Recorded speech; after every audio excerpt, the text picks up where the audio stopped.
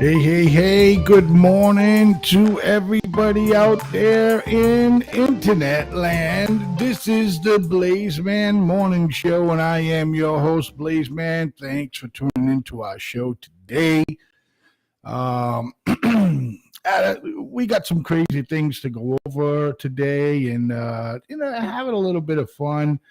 I was on TikTok again today, calling out all the TikTok meatballs and all that stuff like that. So I figure if I do it enough times, right, their curiosity is just going to want to see, what the show is. You know what I mean? So, and that way I can pull them in that way, and maybe have a little bit of fun with them. You know what I mean?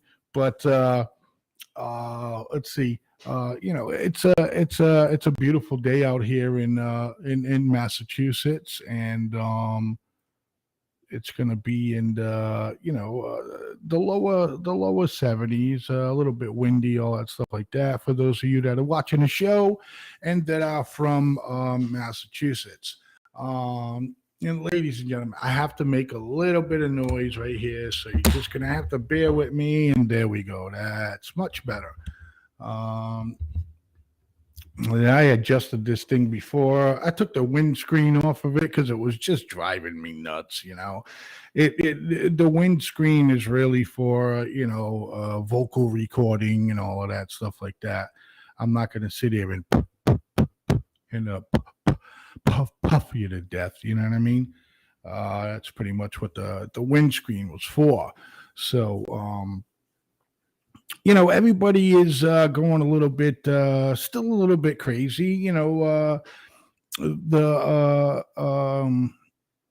court has reversed Roe v. Wade, and I can see that pissing some of the ladies off. You know what I mean? I can definitely see that.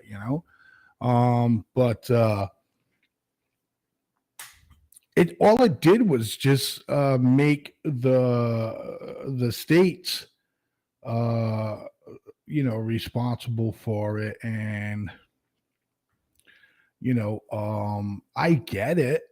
You know what I mean? It's I don't know. It's a tough situation. It's very tough to just think about stuff like that. I'm just babbling because I don't really know where to go with any of this, because I'm a guy, so I don't really have any say in anything when it comes to the woman's body. I think everybody would agree with that. And then when you got old men, pretty much grew up in the 50s and the 60s when it was okay and put into women's heads. Oh, there it is. Gonna need that windscreen back. Put into women's head. Did it again. Put into women's heads that that they gotta stay home and they gotta clean the house and they gotta raise the kid and the dinners are gotta be on the table. That's just the way life was back then, But then again, you didn't you didn't mind it, I guess. I mean, that's just the way it was.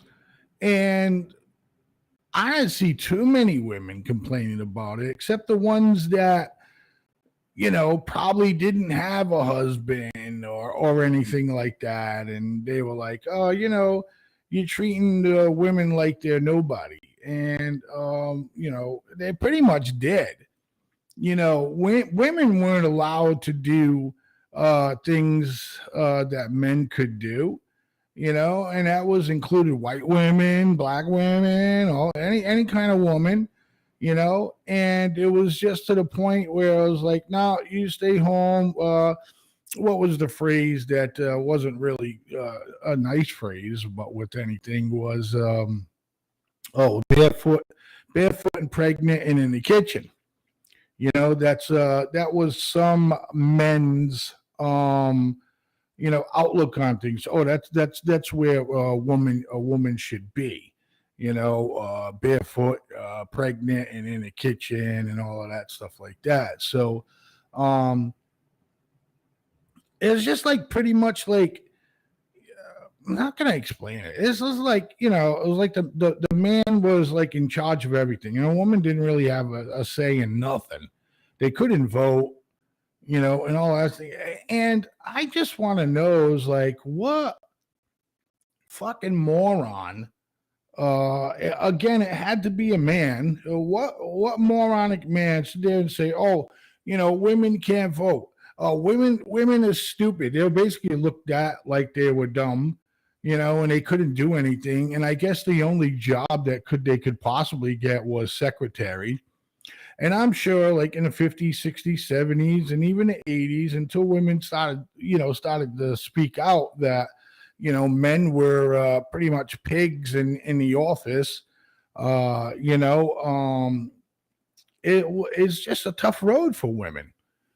Just an absolute tough road for for women in general. They had no rights for anything.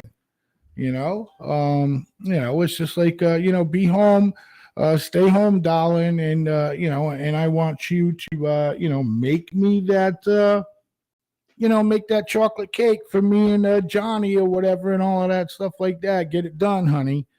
I want supper on the table, get the dishes done, make sure the house is all clean. I want all the wash done. And, when I come home after work with a pipe in my mouth and sit on a fucking chair and read the paper while you wait on me hand and foot, the women got tired of that after a while. And I don't blame them. I don't blame them. I love sharing things with my wife, you know.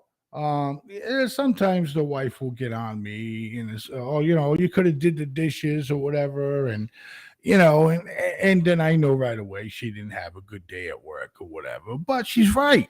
I shouldn't argue with her about it. She's right about it. Well, I'm fucking home. Why didn't I just do the dishes? You know what I mean? It's she has a 110% valid point. You know, when I was well enough and I was working and stuff like that, and she was in college at the time, and we had two boys and my daughter, and I'd come home from work and I didn't ask her to do this, but that's just the type of woman she was, and I'd come home from work, supper would be on the table, I'd go take my shower. Supper would be on the table. We sit with the kids. My oldest son at the time, David, was going to school, and we'd be like, "Hey, Dave, how was school today? Did you do anything special? All that stuff like that." Those were the type of conversations that we had with my son. Just to get his idea and what's going on in school, and love doing that. And then when it came to the time when she was, it just came to the point where, college was too much. You know what I mean? Things like that. I tried to talk her into just staying, but, it just didn't work out. But anyway, so, and we both went to work, and we both, came home. There were some days that I would cook supper, mostly on the weekend or whatever. And there was days where she would cook supper, but she did everything. You know what I'm saying? My wife did everything. My wife worked, came home, took care of the dishes, did the laundry, took care of two boys. Okay. And went to work, all of that shit, and I just went to work. And I'm not saying that I didn't do anything when I came home or whatever and stuff like that. We always did things as a family, take the boys out, all that shit like that. But, just think about it, right? She went to work. She came home from work. She did laundry. She did dishes. She made supper. She took care of two boys. All of that. Women should be commended twice as more as a man, and they get hassled because they ask for certain things like that they'd like to have some time off, while they're carrying their child. They would like to have some time off after the child was born so they can, bond with the child, all that stuff like that. And women just took a shit deal for like a super long time, man. You know what I mean? They really did. Women took a shit deal for a real long time. They're still taking a shit deal, but now they're like, now they're fighting, for better pay and, and all of those things like that. But listen, I'll get a little controversious here. You know what I mean? But look, the thing is that, people say, women can do the same thing as men can. But that's not entirely true, ladies and gentlemen. We got to be honest with ourselves here. That's not entirely true at all. Okay, because if I walk into a gym, I can deadlift 150 pounds. A woman on the side of me, she's not going to be able to deadlift 150 pounds. So I know it's a stupid analogy, but you got to be honest about it. And you got to say, that no, women can't do everything that men can do, and I commend a lot of women now, there's women working construction, you know, and that's great. You know what I mean? And my whole point of this is that women just got a shitty deal. The 50s, the 60s, the 70s. If I had it my way, I would like to live back in the 60s. And that's not because I want to have a woman that fucking stays home and cook like that. I just think it was a better era. I just think it was. We had the Cold War, and the whole country was based on teaching everybody about nuclear fucking war and shit, because it was a back and forth with Russia and all that stuff like that, and they were teaching us kids when we were young to get underneath the desk. They would show not videos, they would show projectors, screens or whatever of what to do, if you hear the sirens and all of that stuff like that, excuse me. But that's just an era that I would like to live back in. I mean, look, the average car was like $5,000 brand new. You wasn't making, it's like now, you know what I mean? You're making money now, but you certainly can't go to the car a lot unless you have good credit. And the average car cost what, like $25,000? That's $20,000 more than, let me see, was it the 50s, 60s, 70s, 80s, 90s, the 2000s? That's 60 years ago. Cars went up $20,000. That's like 60 years ago. So that's like, let's see, 5, 10, 15, 20, So the average car went up like about $2,000, $2,500, $2,600 a year until now. Well, it could be absolutely wrong with the numbers, but I'm just saying, and there was no, I never noticed. I noticed the woman coming home with groceries, but I didn't notice this like in some of the shows in the 50s and 60s where the woman was, had a car and drove to the supermarket or whatever.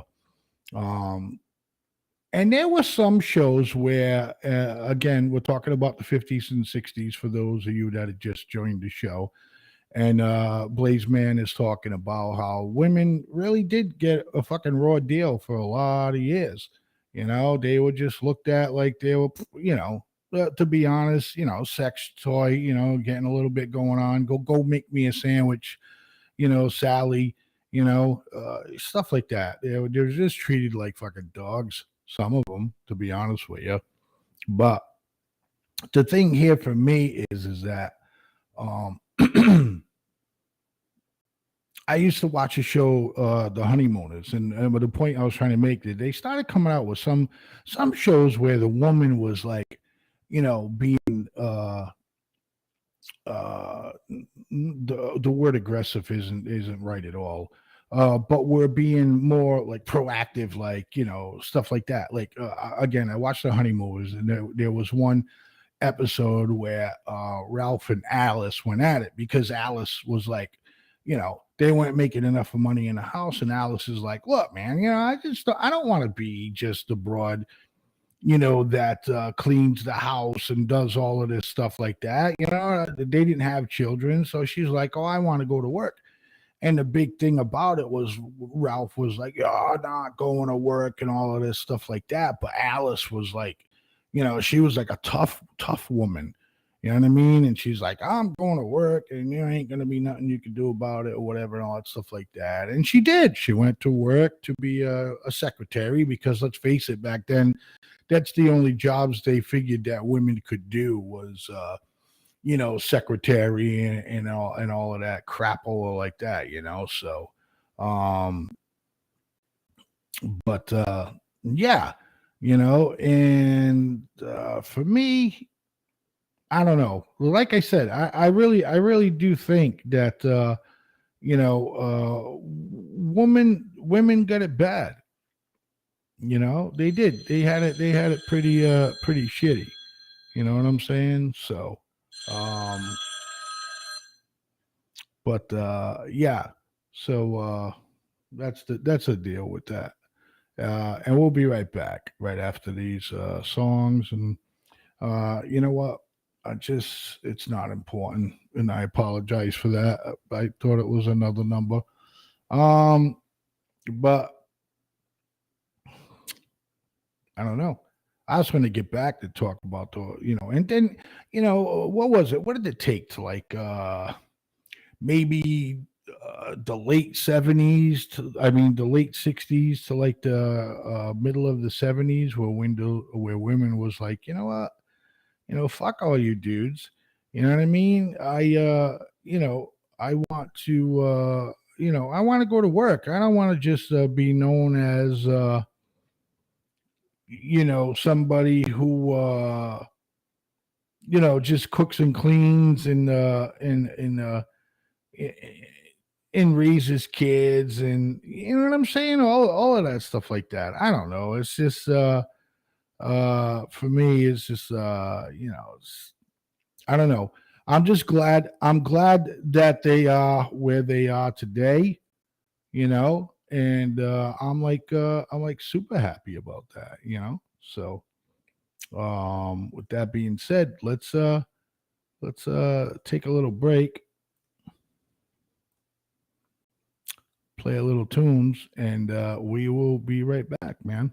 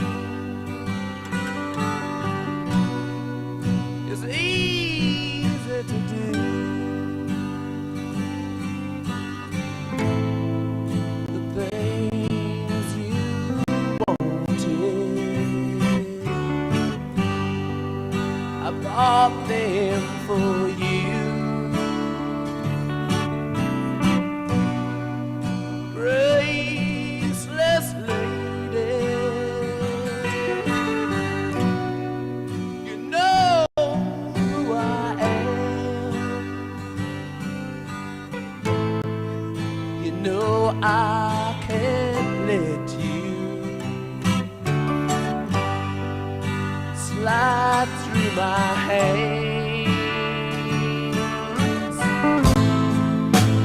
Wild horses couldn't drag me away. Wild horses couldn't drag me away. I watched you suffer a dull aching pain. Now you decided to show me the same. No sweet thing exists. Oh, off stage lines could make me feel. This is perhaps the most exclusive country club in the whole world. You must show a bank balance of $1 million before you can be considered for membership. There is absolutely no other way to get in. You can't drive your way in. You can't tunnel your way in. You can't shoot your way in. Oh, there's a way to get in. Is that so, lady? No. You can marry your way in.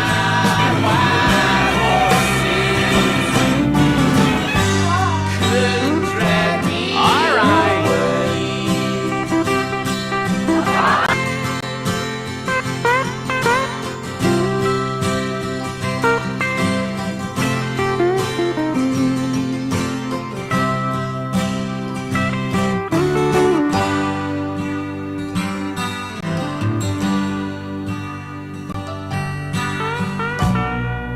I know I've dreamed you a sin and a lie. I have my freedom, but I don't have much time. Faith has been broken. Tears must be cried. Let's do some living after we die.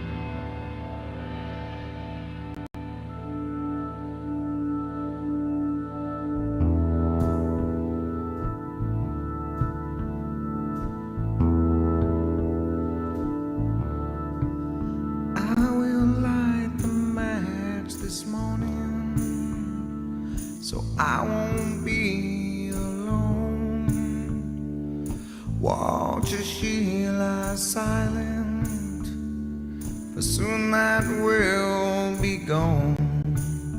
Oh, I will stand arms outstretched, pretend I'm free to roam. Oh, I will make my way through one more day in hell.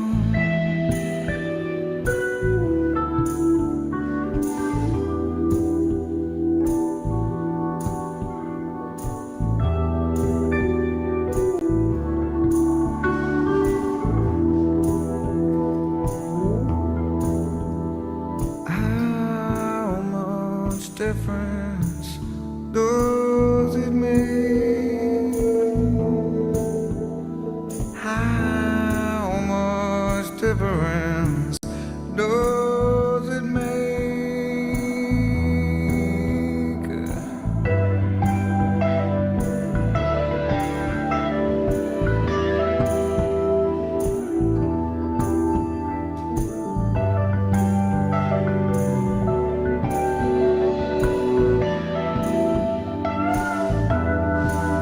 I will hold the candle till it burns up my arm. Oh, I'll keep taking punches until their will grows tired. Oh, I won't stare the sun down until my eyes go blind. I won't change direction, and I won't change my mind. How much difference does it make? How much difference does it make?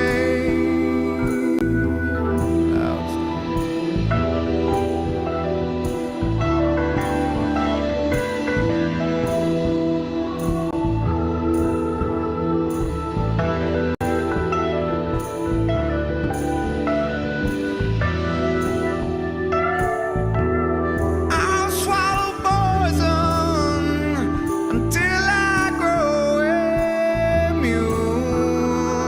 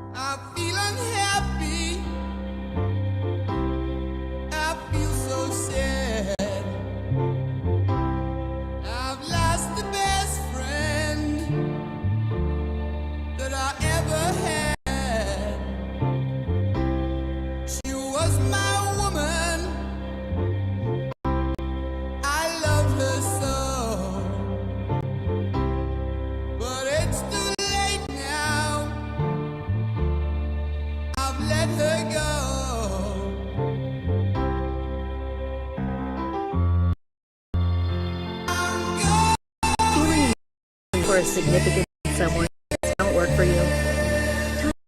Screenwriter Professor Brian Greene.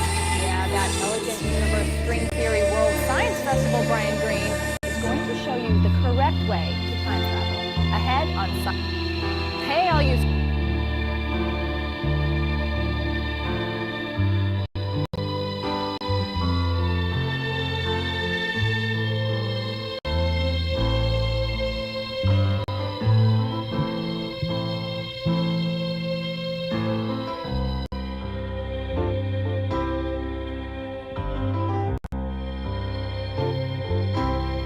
We share the years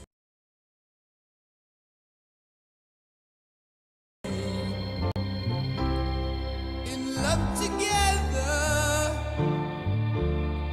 We found a way, but soon the world. Hey, ladies and gentlemen, and we're back. Thanks for sticking around for more of the Blaizeman Morning Show. Always a pleasure talking to you people that tune into the show. And I just lost everything. What in the actual fuck Todd just happened here? All right, there I am. Okay, and this and this, and let me see here. 1, 2. All right, because I put that down there. All right, okay, we're good to go. So that was our little spiel on women's and stuff like that. So we're gonna get into more of that tonight with the Blaizeman and Miss Tammy show from 6 to 8 p.m. tonight, folks. Don't miss it. My wife's going to be here. I'm probably going to get into a lot of trouble. So if you want to check that out, absolutely go right ahead and check it out. Yeah, that's the deal. Because I'm sure she's going to have a lot to, yell at me about or criticize me about, and I'm probably going to open my mouth the wrong way and get in trouble. So with that being said, the other thing that I'm interested in is, I've been watching and looking at some articles or reading some articles about time travel and stuff like that. And if you know my boys from the rabbit hole, they as far as like science and conspiracies, as far as science going to the moon, time travel, all that stuff like that, it's like they just like, yeah, they don't even give it a damn chance. You know what I mean? They just automatically think it's hokum and all of that stuff like that. I learned that word hokum from Sheldon from The Big Bang Theory. So, but I want to check out some of this. I don't know if it's this is Brian Greene. He's a big scientist. Professor Brian Greene shows you how to time travel. So let's check it out, ladies and gentlemen.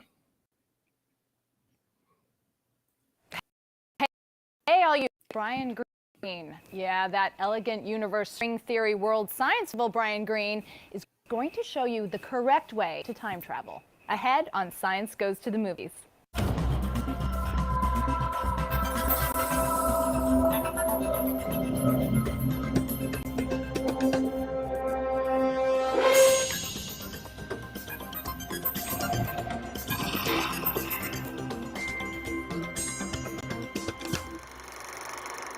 Welcome to Science Goes to the Movies, a look at the stories of science and how they change our culture. I'm Faith Saley. Welcome. Today we have Brian Greene, professor of math and physics at Columbia University and chairman and co-founder of the World Science Festival. Brian, thank you so much for being here. Thank you. The idea of time travel appears in stories as ancient as the Sanskrit epic, the Mahabharata.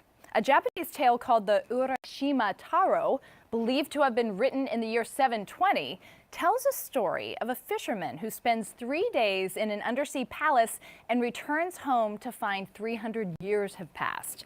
Here in America, 1819 brought us Rip Van Winkle. But in all these stories, characters only skip forward in time.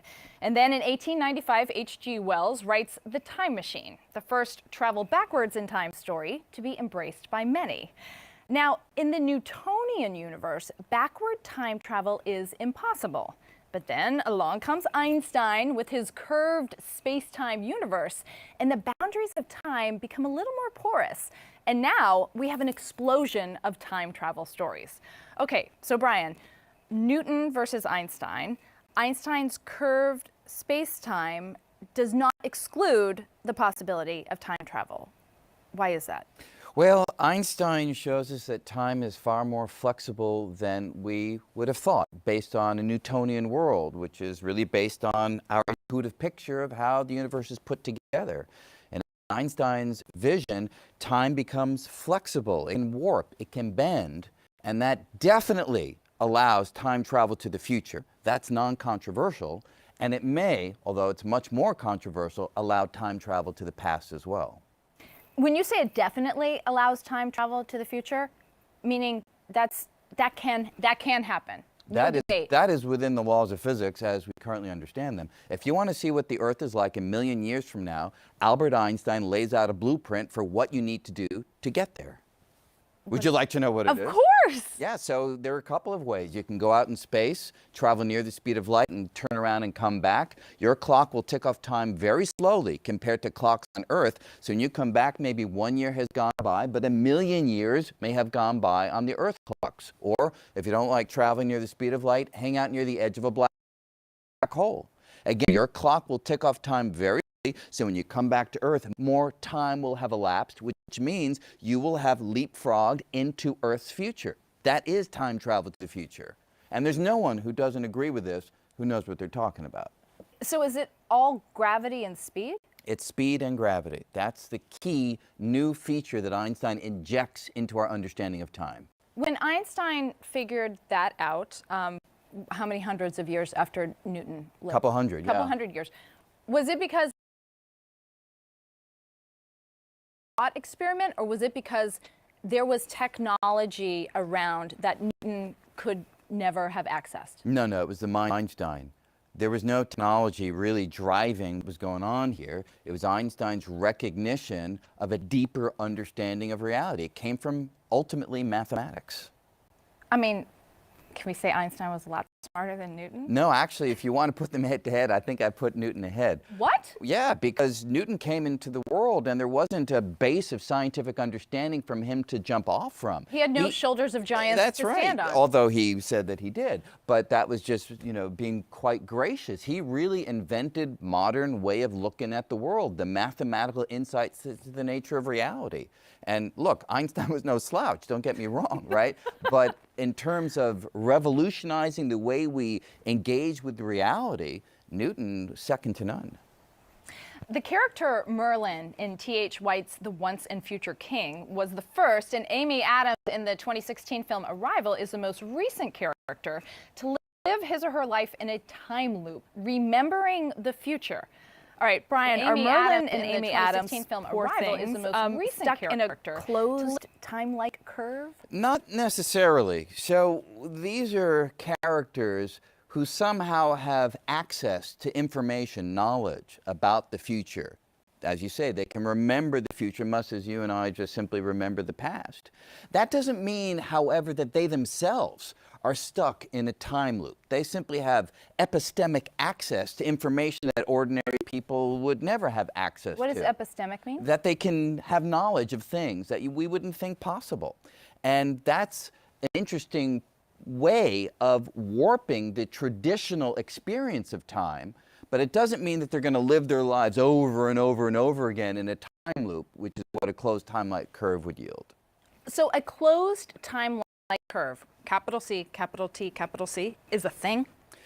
It's a thing within Einstein's general So relativity, where, shockingly, there are solutions to the equations in which you can have a particle moving through time, but somehow time is so warped that it comes back to its starting point, not in space, but in time. We're all used to being able to go into a loop in space. I could get up right now and I could walk in a loop and keep on going. Right. Nothing can confusing about coming back to my starting point in space over and over again. Big deal.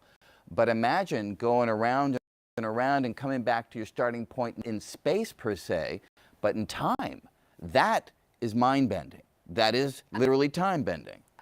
Yeah, I don't get it. It isn't, what is, so we have space of time, but Einstein told us there's space-time. Yeah, he Does that mean there are melded them. 3 different things? Space-time and space-time? No, he really took 2 things, space and time, and melded them together into one thing, a unity that he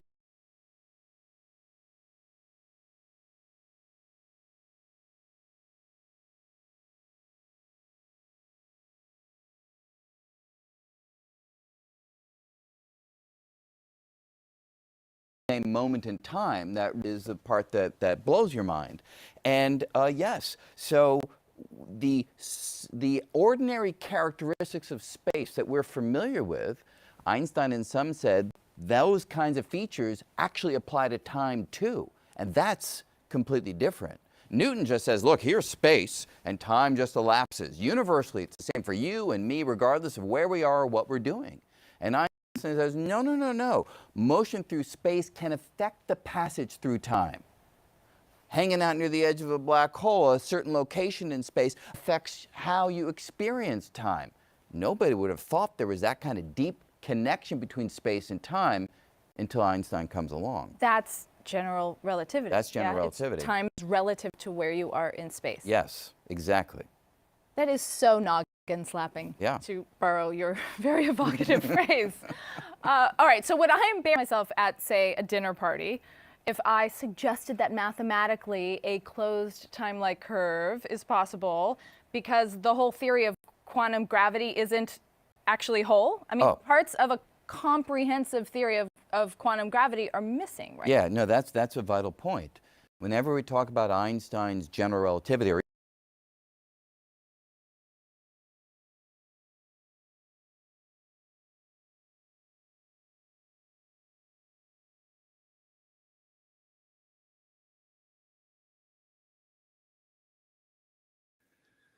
Well, so much for time travel. It doesn't sound like this guy's explaining time travel to anybody. It sounds like he's just answering her freaking questions, you know? So what I want to get to real quick is let's do this real quick here. Is I want to get everyone's thoughts on how scary this was right here. Starting from D10, and again, we're coming in at 26. D26.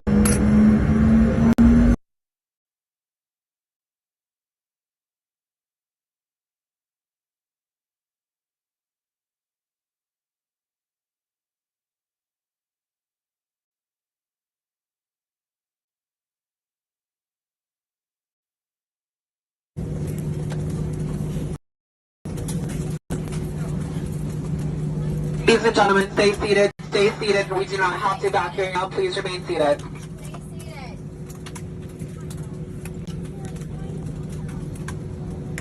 Everyone keep the aisles clear. Stay seated, please.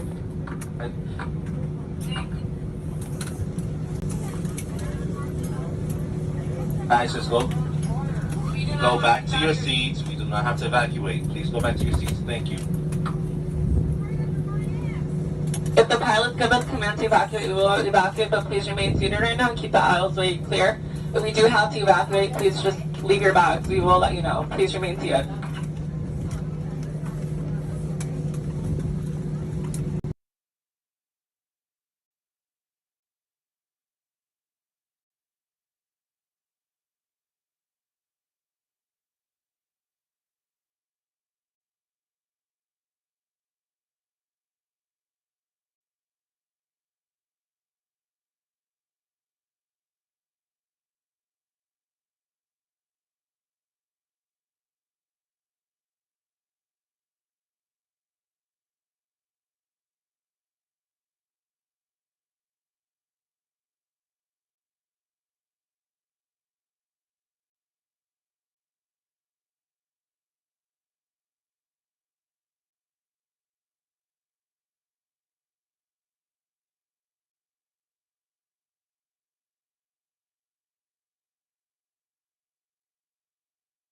situation, would you panic? Would you sit there? I don't know. For me, I I wouldn't cause trouble. I don't think I would panic. Well, I would be scared. There's no doubt about that because Jesus Christ, people are looking out the windows and all they're seeing is the plane on fire. They don't know that it's the brakes or anything like that. They just see the plane is on fire and the captain and everybody's like, just remain seated. And my question I would have asked is how are we in danger? Just answer that goddamn question. Are we in danger? And that's what I would want to know. You know what I mean? As if we were in danger or anything like that. So I don't know. I don't know, ladies and gentlemen. You got to tell me your thoughts, man. That's yeah, you definitely gotta tell me your thoughts there, and let me know. Move it on. Bingo. I got another one for you. That this one is nothing but just this pissed me off. Something really bad. I don't want anybody to watch this that is cringy or anything and all of that stuff like that. But this is just and the whole thing too is it's all black children. It's all and they're children. They're not adults. They're children. They're like 11 to like 13 years old. Okay. And they're African American. And they beat this 72-year-old man to death. They beat him to death for no reason, just to grab a street cone and I think it was a street sign too as well, and just beat him senseless. Again, ladies and gentlemen, if you're watching our show or you're watching our show later, rebroadcast, and the kids are around, just make sure that they don't see this because it's disgusting.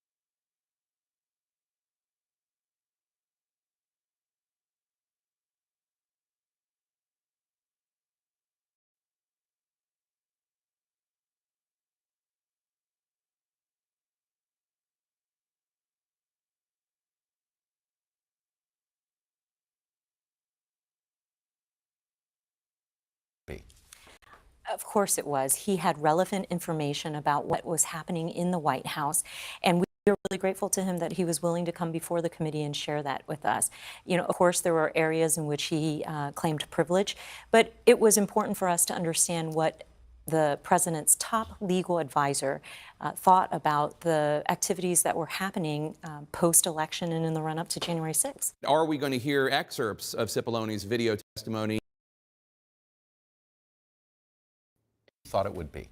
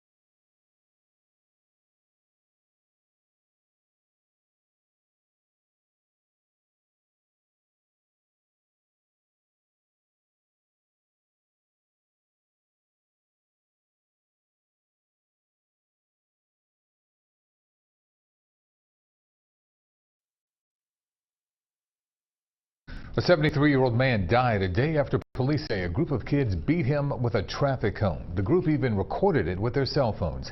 A surveillance camera captured the assault in North Philadelphia, giving police some clear images of their faces. Eyewitness News reporter Ryan Hughes is outside police headquarters where he spoke to detectives just a short time ago. Ryan? Yuki, that 73-year-old man was attacked from behind and likely never saw it coming when those teens surrounded him. Police telling us 7 teens were involved. 2 attacked a man as the others watched. Their main weapon was a traffic cone, and tonight police are investigating if this group is possibly behind other attacks in the city.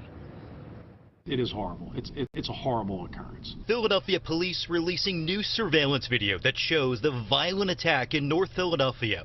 You can see a group of 7 teens following behind the 73-year-old victim, James Lambert, who was blurred by police. Then one of the boys beats the man with a traffic cone, knocking him to the ground. Mr. Lambert proceeds to get up, and he's attempting to walk away from the group again.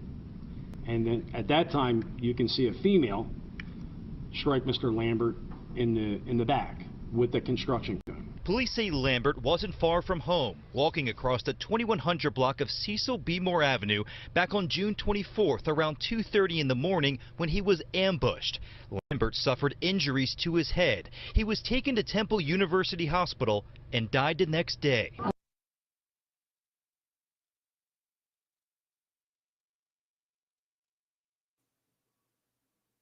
What are these kids doing out at 2 o'clock in the morning? They said the ages ranged from like 11 to like 14. What are they doing out at 2 o'clock in the morning? Where are the fucking parents? I think that. I really do. I think all of this is awful. Really is, because I have kids too. Cameras outside the Martin Luther King Older Adult Center and Stephen Klein Center YMCA captured the brutal beating. Seniors were horrified watching the video. I can't stand it. I'm tired of it. I've been tired of it. Police believe the teens are between 13 and 17 years old. Sorry, After the attack, you can 17. see one boy hop on a scooter. Police say he has a unique patch of blonde hair they're hoping you may recognize. I think a curfew, yes, could absolutely have prevented this, this from occurring. But again, there has to be parent involvement. I mean, I agree. There should be a curfew. I'm sorry. You know what I mean? Under 17-year-old, yeah, be home by 11. You know what I mean? 11 o'clock. If you're caught outside, you know what I mean? You get brought back home or whatever the situation may be. But the parent shouldn't be allowing their kids out at this time. Now there's going to be a big case about this. You know what I mean? They're whether they get charged, the 17-year-old is definitely going to be charged as an adult. There's no ifs, ands, or buts about that. Okay. Secondly, this is going to be a trial. I wouldn't be surprised if it's on the networks or whatever the situation may be, because every one of these kids, okay, are going to either be tried for attempted murder, tried for murder or manslaughter, or whatever the situation may be. They're all right there. They got them all right there on camera. Every last one of them. They should be fucking ashamed of themselves. Ashamed of themselves.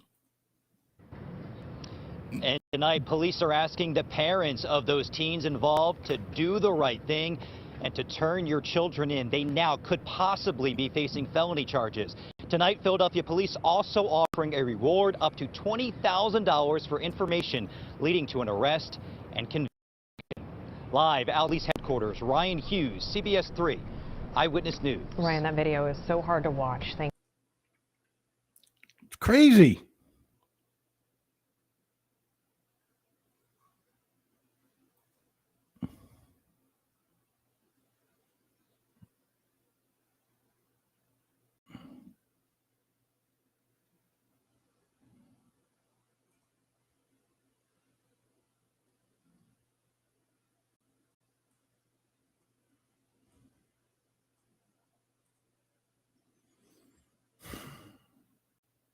That's right. I'm going to put this in your face. I'm just going to put this in your face. You know what I mean? That's what I'm going to do. Elsie Stevens hopes by seeing her tears, it will convince the 7 teenagers accused of beating and killing her brother to come forward to police. I just don't understand how somebody could take advantage of him like that. Elsie Stevens says it's too tough to be stoic as she tries to remember the happier times with her 73-year-old brother, James Lambert. He would always bring me butter and cheese because in our family, we always That's what these made kids did. macaroni and Look at this. cheese. That's what these kids did. I'm gonna miss my brother. Even though they were siblings, Elsie raised James like a son. After their mother died when she was a teenager, she would go to school, work, and take care of James and their 10 other siblings. As he grew older, he always made an impression with his sharp sense of style. He was an inspiration to the children because they loved the way he come in. And he looked so nice. And he was nice to people. So when she watches surveillance videos showing teenagers chasing and beating her brother to death, she's left stunned and heartbroken. Turn yourself in. How can you let us suffer like this? You took him away from us, and then you don't have enough nerve to come and face the public to let them know that you were sorry. Police are offering a $20,000 reward for any information leading to arrests. We have contact information on the CBS Philly website. Brandon Goldner, CBS 3 Eyewitness News.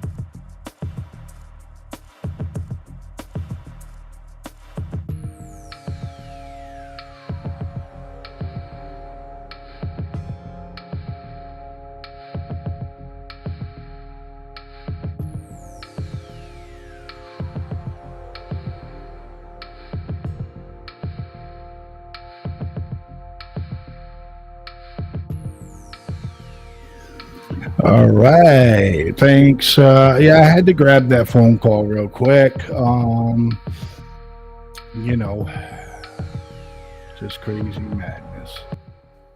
But I'd like to thank everybody who tuned into the show tonight.